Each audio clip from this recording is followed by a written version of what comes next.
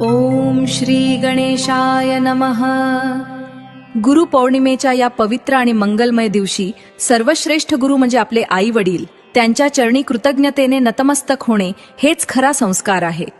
आज चिमुकले ऋग्वेद आणा ऋषांक प्रेम आदर आणि भक्तिभावाने आपल्या मातापित्यांचे पूजन करून त्यांचा आशीर्वाद घेत आहेत।